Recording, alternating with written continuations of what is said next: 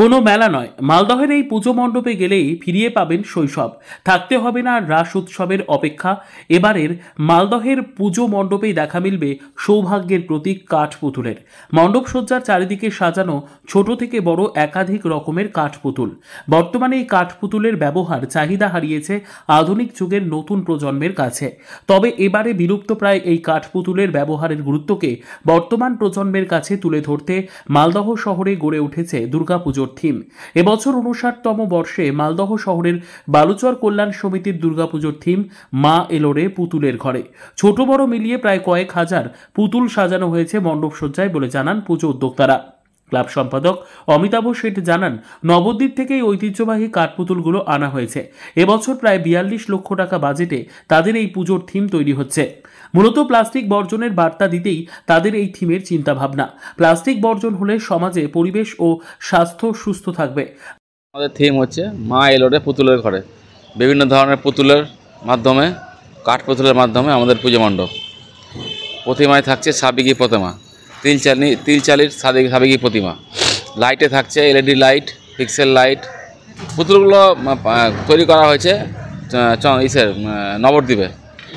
প্রতি বছর নতুন নতুন চমক থাকে। এটা আমাদের এবার নতুনত্ব চমক যে এই কাঠপুতুলটা আমাদের হারিয়ে যাওয়া পুতুল।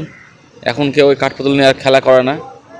এটা পুতুল দেখে বাচ্চারা যেমন খুশি হবে, তেমন বয়স্ক লোকরাও খুশি হবে। বয়স্ক লোকরা আগেকার দিনের স্মৃতিচারণ করতে পারবে, আর বাচ্চারা নতুন জিনিস দেখতে পারবে। মণ্ডপসজ্জা শিল্পী নীলাঞ্জন সিংহ জানান, এই থিমের সাজসজ্জায় মায়ের সাবেকি মূর্তির চারপাশে সাজানো হয়েছে বাংলার ঐতিহ্যবাহী কাঠপুতুল।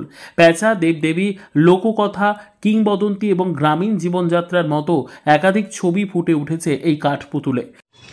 প্যান্ডেলের সাজসজ্জা রয়েছে অনেক রকমের মূর্তি, পুতুল, তারপরে লক্ষ্মীর ঘট, তারপরে পেঁচা, তারপরে অনেক ঝাড়বাতি, তারপরে রাজবাড়ি।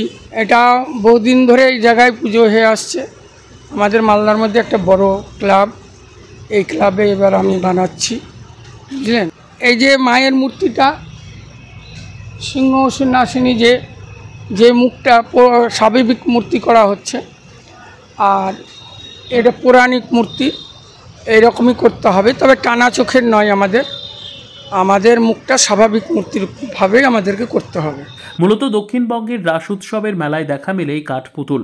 তবে বর্তমান আধুনিক প্রযুক্তির প্লাস্টিক জাতীয় উপকরণ দিয়ে তৈরি পুতুলের ফলে বিলুপ্তপ্রায় এই কাঠপুতুলের ব্যবহার। তাই এই বিশেষ থিমের মাধ্যমে কাঠপুতুলের গুরুত্বকে তুলে ধরেছেন পুজো উদ্যোক্তারা। এই থিম দর্শনার্থীদের বিশেষ নজর কাড়বে বলে আশাবাদী পুজো উদ্যোক্তারা। মালদহ থেকে জিএম মমিন, লোকাল 18 বাংলা।